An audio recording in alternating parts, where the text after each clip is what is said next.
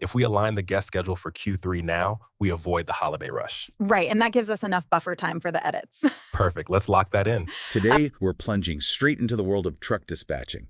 Our mission, really, is to find those specialized skills that don't just move freight, but actually maximize revenue on every single load. Right. And that maximization, it really starts with the professional foundation. The basics. Exactly.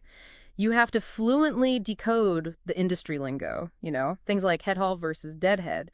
And critically, you need strict compliance with FMCSA hours of service. And that's not just a legal thing, right? Not at all. Knowing that compliance inside and out is a competitive advantage, better planning lets you commit to a load way faster than a broker who's just guessing at your available hours. Okay, that makes perfect sense. So once you've got that foundation, the legal boundaries, your costs, what's the one skill that separates the pros from everyone else? It's negotiation, hands down. Dispatchers are usually paid a percentage of the gross revenue. So every extra dollar matters. Every single one.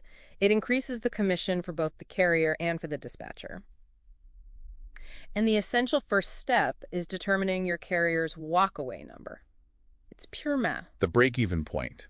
So if the truck costs, say, $180 a mile to run, and the broker offers $170. You walk. Simple as that.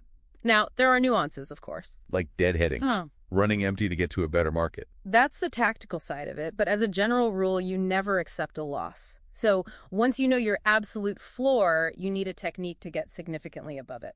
Which is where this sandwich technique comes in. Precisely. You're framing your price request between two really strong value statements. It's the hook, the squeeze, and then the ask. All right, let's get into it. Let's use a real scenario. A broker posts a load, Dallas to Atlanta, for $1,800. But the dispatcher, they're aiming for $2,100.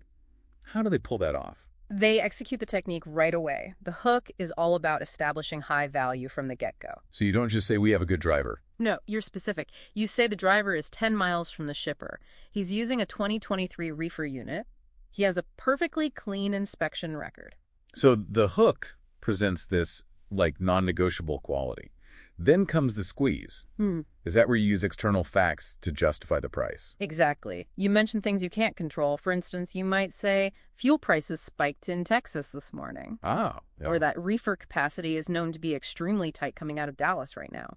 These market factors, they justify why that original $1,800 offer just isn't viable anymore. And after you've laid all that groundwork, then the ask comes in. Right. You start high at $2,100, but the conversation, it effectively settles at $2,000. How do they lock that in? What's the final piece? They close it with a final value proposition. They promise total driver reliability and real-time tracking via MacroPoint. That's a huge deal for a broker. Because they won't have to chase for updates. They don't have to waste time. Exactly. And that attention to service, combined with the market justification, is what turned an $1,800 load into a $2,000 one. An extra $200 for the carrier and an extra $20 for the dispatcher, just like that. Just like that.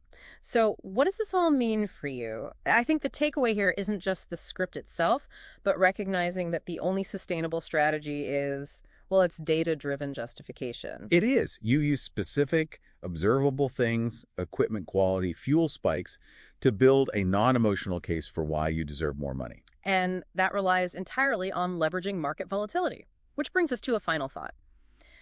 If knowledge is power, this raises a potent question. How deeply involved should a dispatcher be in minute-by-minute monitoring of external economic factors? Right. Is it enough to just read the headlines, or do you need to integrate real-time economic data into every single rate negotiation? That's the competitive edge to really explore.